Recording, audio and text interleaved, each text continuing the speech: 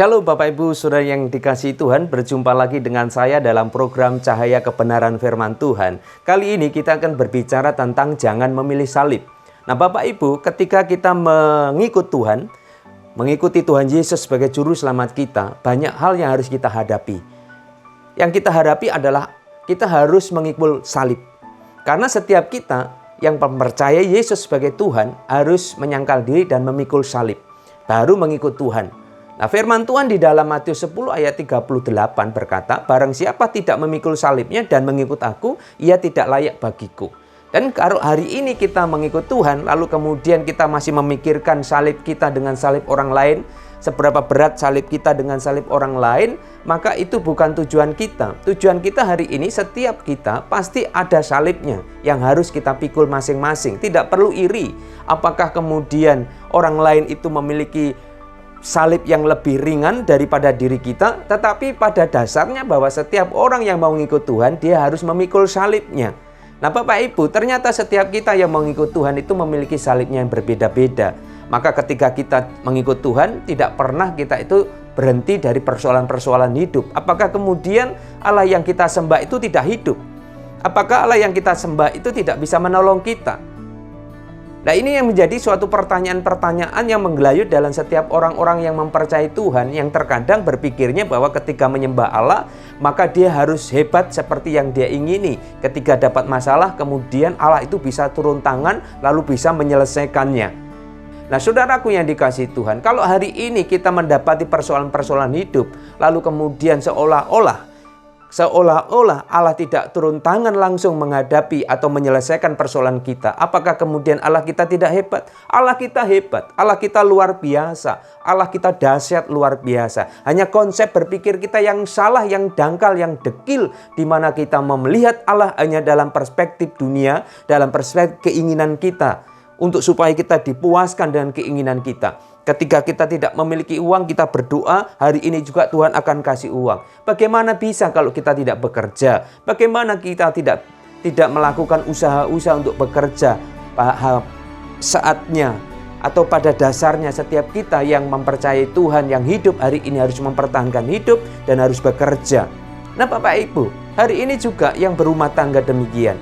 Kalau hari ini kita memiliki persoalan dalam rumah tangga, lalu kita berdoa, lalu diselesaikan rumah tangga kita, lalu kemudian kita bebas dari persoalan dalam rumah tangga. Tidak bisa kalau hari ini kita tidak betul-betul memiliki tanggung jawab untuk menyelesaikan persoalan dalam rumah tangga. Apakah kemudian doa tidak perlu?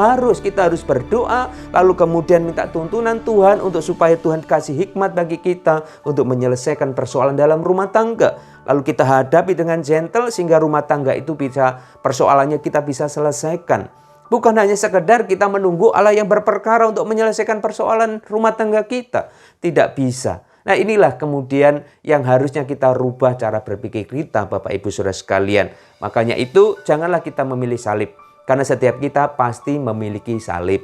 Dan setiap kita pasti memiliki salib yang harus kita emban dan kita pikul. Sampai kemudian kita tetap didapati, tetap setia kepada Tuhan. Nah Bapak Ibu Saudara sekalian, dimanapun Bapak Ibu berada hari ini. Kalau hari ini saudara mungkin jatuh bangun mengikut Tuhan. Lalu kemudian seolah-olah kenapa jadi orang Kristen kok persoalan hidup terus ada. Saudara, berarti apakah Tuhan kita tidak ada? Apakah Tuhan kita sudah pergi dari kita? Tidak. Semua yang terjadi atas kehidupan kita diizinkan Tuhan terjadi. Dan supaya setiap kita itu memiliki iman yang sungguh di dalam Tuhan, ada bergantungan kepada Tuhan. Nah kalau hari ini kita merasa bahwa segala sesuatu harus dicukupi, segala sesuatu harus ada, kalau kita minta hari ini langsung ada, ini kita menjadi anak-anak Tuhan gampangan.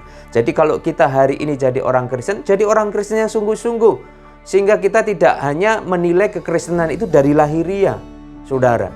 Tapi kalau hari ini kita melihat menjadi orang Kristen itu bukan persoalan bagaimana kita kaya, bagaimana kita memiliki pasangan hidup, tetapi bagaimana kita memiliki keselamatan di dalam Yesus Kristus Tuhan.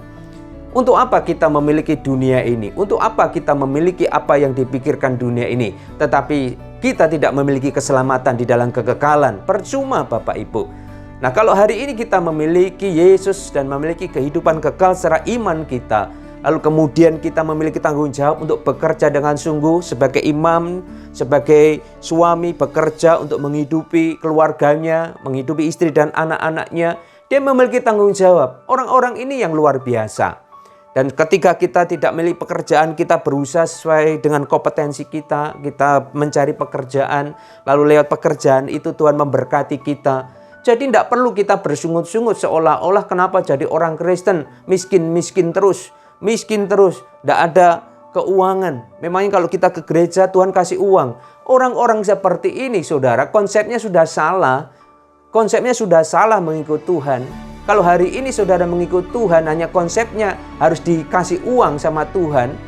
Dalam tanda kutip bahwa Tuhan harus mencukupi apa yang kita harus maui, saudara-saudara, tanpa kita bekerja, tanpa kita berjuang. Itu tidak bisa, saudara-saudara. Karena Tuhan punya kuasa berdaulat dalam hidup kita. Jadi kalau hari ini saudara hidup dan saudara hari ini memiliki salib yang harus saudara pikul itu. Ambil salib itu. Dan gak usah engkau menggerutu, gak usah engkau menyesal. Karena hari ini ketika kita mendapatkan keselamatan di dalam Yesus Kristus Tuhan, ada berkat yang luar biasa. Ada sukacita yang luar biasa di balik dunia ini, yaitu Yerusalem baru, langit baru dan bumi baru. Dan inilah yang sebenarnya yang harusnya kita idam-idamkan di dalam hidup kita. Kiranya kebenaran firman Tuhan menerangi Bapak Ibu Saudara sekalian mulai hari ini sampai selama-lamanya. Amin.